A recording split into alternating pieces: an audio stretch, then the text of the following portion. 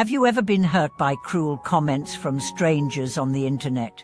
Have you ever felt your chest tighten when reading words aimed to wound, even though the writer doesn't know you at all? Welcome back to the channel. It's an honor to have you join us again. Today, we're exploring one of the most critical questions of our time. How do we protect our hearts in the digital world?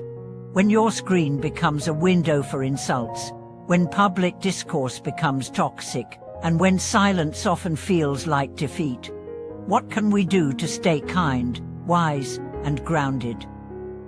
This is the story of why forgiveness, not resistance, not retaliation, is your greatest weapon in the online age. Let's face it, the internet has become both a bridge and a battlefield. We meet friends and strangers from across the world. We learn, we share, we build, but we also get judged, misunderstood, attacked, mocked, cancelled. And often, it happens without warning. From people hiding behind avatars, throwing verbal stones just to feel heard. You might try to brush it off. It's just words, you say, but the truth is, words matter. They cut, they echo, they linger in our minds long after we've closed the app. A single comment can ruin your day. A post taken out of context can trigger a storm of judgment. So what do? Do we fight back?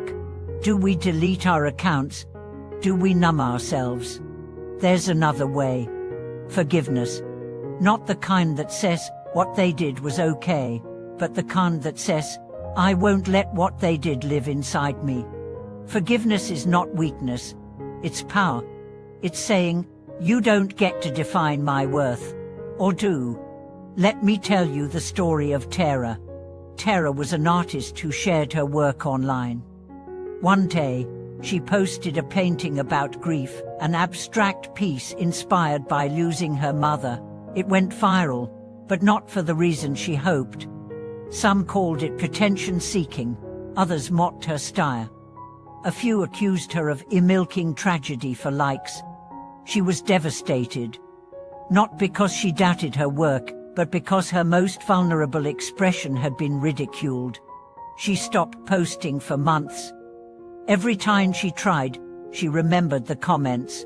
Then, one evening, she picked up a journal and wrote, "They don't know me," over and over. They don't know me. She realized she was giving strangers the authority to define her identity. So she forgave them. Not because they apologized, but because she refused to carry them any further. That night, she painted again, not for applause, not to prove anything, but to heal. This is the essence of forgiveness in a digital age. It's not about reconciliation. It's not about agreement. It's about liberation. You might ask, but isn't it right to call out harm? Of course. Accountability matters. But accountability without compassion becomes cruelty. And defending truth doesn't require us to become hateful ourselves. There's a Buddhist teaching that says, holding on to anger is like grasping a hot coal with the intent of throwing it at someone else. You are the one who gets burned. Online, we pick up coals all the time. With each reply, with each obsessive reread of a negative comment, with each screenshot we share just to prove how wrong someone is. But we don't have to. Forgiveness is putting down the coal. It's walking away with dignity. It's whispering, I deserve peace, and then choosing it. Let's go deeper. In today's world, attention is currency. Outrage goes viral. Nuance gets lost.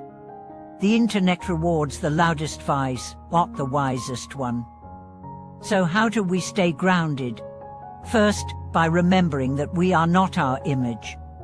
The profile photo, the posts, the curated moments, those are fragments. They are not the whole of you. When someone attacks your digital self, they are not seeing your whole self. You don't owe them your wholeness, but you do yourself your own compassion. Second, recognize the pain behind hate. People who harm others online are often hurting themselves. That doesn't excuse their behavior, but it helps us stop internalizing it. Hurt people hurt people. And when we see the wounded child beneath the cruelty, our own pain softens. Third, set boundaries. Forgiveness is not staying silent forever. It's speaking with love instead of rage. It's knowing when to block, when to walk away, and when to say, "This is not my responsibility." You are not here to fix everyone. You are here to live honestly, fully, and with a heart that stays open even in the face of fire. And now, let's return to you. Have you been hurt by someone online? Have you been shamed, bullied, mocked? Take a breath. You are not broken. You are not alone. And you are not what they say you are. Say this with me: I choose to forgive. I choose to be free. Feel the weight lift, even if just a little. There's another story about a teacher who was slandered by a former student. The accusations spread quickly online, damaging her reputation. She was advised to hire a lawyer, to go public, to fight. But she didn't. She stayed quiet. Months later, when asked why, she said, "The truth needs no defense. Time reveals it." Her silence wasn't fear, it was faith. Faith that peace endures longer than lies. And she was right. The truth came out. The student admitted to fabricating the story, and the teacher, she never said, "I told you so." She simply continued teaching with even more grace than before. This is the strength of inner peace. It doesn't mean being passive. It means choosing which battles are worthy of your soul. Not every attack requires a response. Not every critic deserves your energy. You are allowed to protect your joy. Forgiveness doesn't mean forgetting. It means remembering without hatred. It means walking through the ashes without dragging them behind you. It means looking at your scars and saying, "Yes, that happened. But I'm still here, and I'm still me." If you want to change the internet, start by changing the energy you bring to it. Post with intention, comment with kindness, share with awareness, and when you're hurt, pause before reacting. Breathe before replying. Forgive before poisoning yourself with rage. Let the digital world see that empathy is stronger than ego. One kind message can undo the damage of 10 cruel ones. One breath of compassion can break the chain of conflict. And one moment of forgiveness can return you to yourself. Thank you for watching this video.